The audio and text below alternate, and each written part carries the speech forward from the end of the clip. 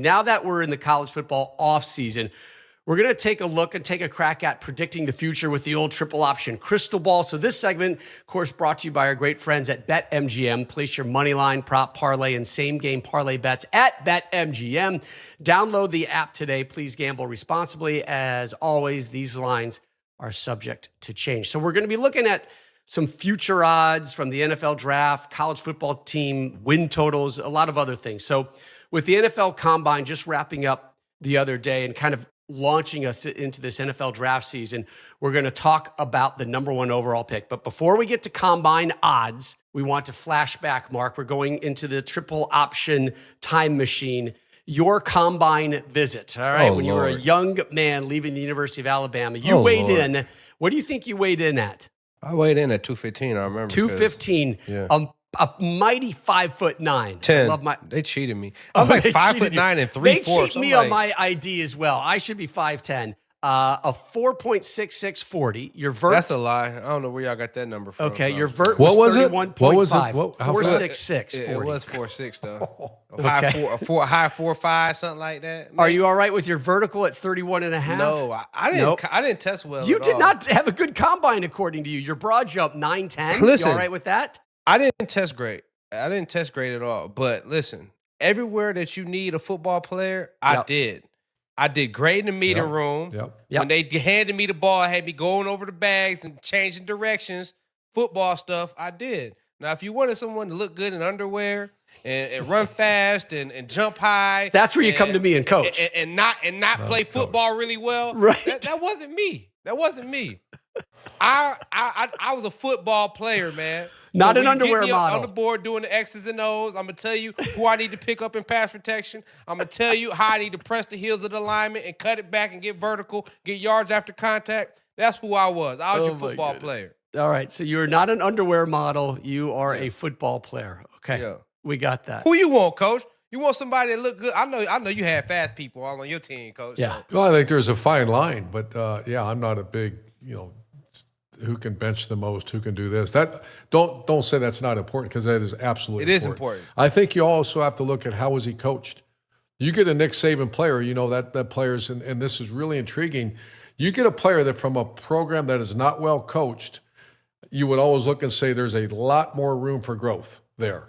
You're going to get a guy that, and is the elite developer. An Alabama kid, I like to think maybe at Ohio State when we were there in Florida there, those players were coached up now. Those were, Mark Ingram, you better appreciate what you got, because he's been coached hard. He's been taught the right fundamentals. Don't devalue that kid that comes from some program. Then you go in and the scouts go in and say, wait a minute now. This cat has not worked on pass protection. This guy's not worked on this. He's not. And then can he learn that? That's, to me, the fine line of the NFL draft is take a look at what is the maximum. When that guy maximizes, what will he be? Yeah. And the one thing about a Mark Ingram, Mark tailback, I'm never that worried about 40-yard dash.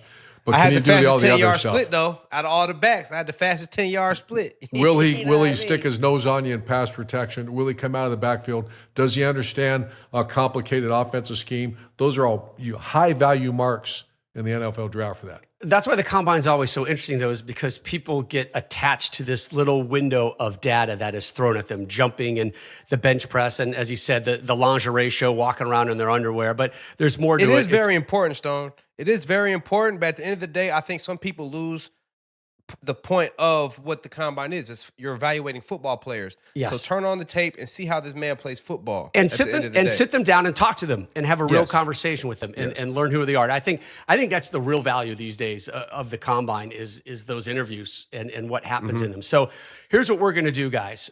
If we were picking number one overall, who would we take right now? And we're not going to break it down and say, well, we're Tennessee or we're the Giants or we're whoever. We're not going to talk NFL fit. We're talking an expansion franchise picking number one. The odds, you're going to see them right now. They are an expansion franchise picking number one. Expansion franchise. So I don't have a quarterback. You have nothing, okay? Sheesh. The odds set up there by our great friends at BetMGM. and this is something you guys can play with out there. And you're going to see the odds right now. And right now, the number one overall pick, it's Cam Ward. Again, the Miami QB, over 4,300 yards passing. Abdul Carter, the great defensive end from Penn State, plus 185. Travis Hunter, the two-way guy, at plus 1,100. His teammate at Colorado, Shedeur Sanders, at 1,500. Jackson Dart, the Ole Miss QB, at plus 500. So there's a lot of ways you can go with it. And Coach, you were in this position, obviously, but I think the general consensus there is you can win first with a good defensive team, right? If you can get a good defensive team, you got a chance. But boy, if you got a quarterback that you believe in and can live with for a while, it's super tempting out there to take that QB to be the face of your program from the get-go, from the jump. Yeah, I think the quarterback position is, it used to last. I used to laugh when they'd say, well, in the NFL, the quarterback's the most important position. I was like, yeah, no. So in college, junior high, and even Pop Warner, it's a quarterback-driven. But if you're going to take that quarterback, there has to be 0.00 doubt that guy, because that's not like a corner, that's not like a linebacker. When you take a quarterback, invest that kind of money, he's yours. Yes, and that's it. It's overdone. It's a wrap. And over the history, I don't have that in front of me, but we've also studied it before. When you get stuck with a guy that's not the guy that you think he is, that sets the program back or franchise back years, because you can't. No one's going to eat up his contract. That's a rugged place to be, and we saw it just in the recent history. There's been a couple, quarterbacks taken early on, and they end up being backups at some other place. And those teams, by the way, are really struggling. We know who you don't want to list them all. There's too many of them, but you take a guy as a number 1, number 2, number 3 pick. And you say, I need a quarterback, I would say, no, you don't need you need a quarterback. You need the right quarterback. Right. And I'd rather invest, if it's not that guy, on a Travis Hunter or Abdul Carter. Yep. So who's your number 1 coach? I'm giving you the number 1 pick right now with your the fighting Urban Meyers will take.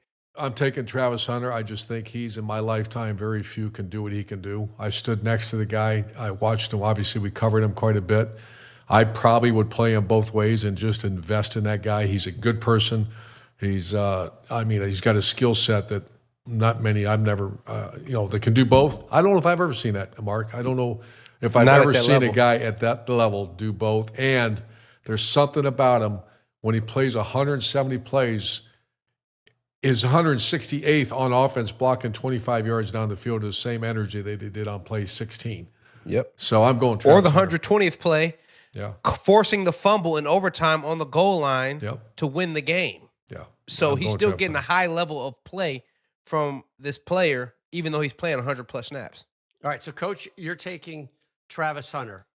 Mark Ingram, you are on the clock with the number 1 overall pick this year for your expansion team. You are taking... My expansion team doesn't have a quarterback. Lord.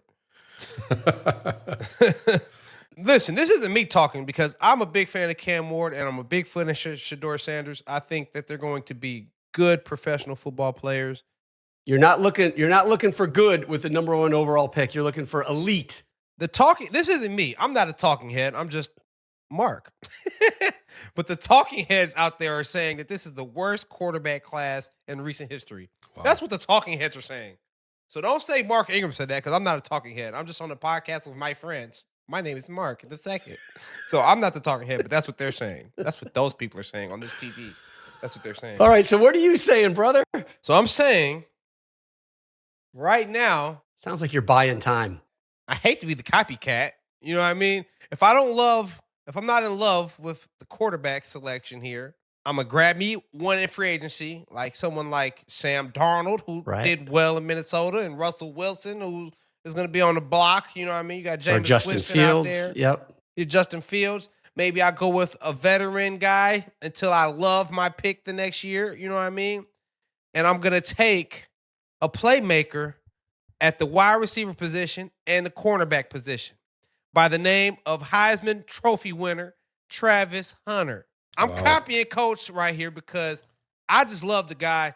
I love his mindset. I love his work ethic and the rarity of the talent that he's playing with at the wide receiver position and the defensive back position. You're getting a number one shutdown corner. He plays man. He plays press. He can play off. He has great ball skills on the defensive side. Then you got a guy who has great running, good speed, and great ball skills. We've seen him high point the ball, make acrobatic catches, run with after the catch. So you're getting two players for one. Yes. And right now in this draft, I'm going with that. Travis Hunter. I'm getting two players with my first overall pick, and that is who I'm taking with the number one pick. Then I'm going to have to revisit free agency for my quarterback. How about you, Stone? Stone is a big fan of BOGO. Buy one, get one free, right? So Travis Hunter, I'm getting myself a starting wide receiver. I'm getting myself a starting defensive back. Hell yeah. I'll take that. I'll take that all day. Travis Hunter for the sweep on the triple option. Also, I would definitely trade out of number one. I'd get out of that. I'd stockpile picks. The one thing that worries me, or it doesn't worry me, makes me curious about Travis Hunter is, there were definitely some conversations during that Heisman Trophy ceremony and going beyond it about off the field stuff with Travis. Everything that we've seen and we've dealt with, this is a top-level young man. This is an elite human being, not just an athlete. But I would want to make sure everything is kind of dialed in with his camp. Yep. But everything that I've seen and that we've been lucky enough to witness, and he's got Deion Sanders right there, who is going to be looking out for this young man in a father figure type role. I think I would feel very comfortable with that electric smile on billboards all over beautiful Stone City as my number one overall draft pick. He is an elite human being on and off the field, and I think he's going to be an absolute game difference. What's that? I like to trade out of first. Yeah, 100%. I like I'm to getting trade out my of it. pick. Experience team, I would trade be out of the so first. happy. Yeah, I'd be happy to trade out of you first. trade down to a couple 7, picks. 8, 9, you're still going to probably get your guy. And guess what? Give me a late round one or early round two, and I'll be happy with Jackson Dart as a quarterback sitting right there and learning for a year or two, and then just kind of pinging things around. So I like Dart, but I think it's pretty surreal that we all agree that Travis Hunter would be our face of our first year franchise. Pretty cool. Congratulations, Travis. We'll get you something for that from the triple option.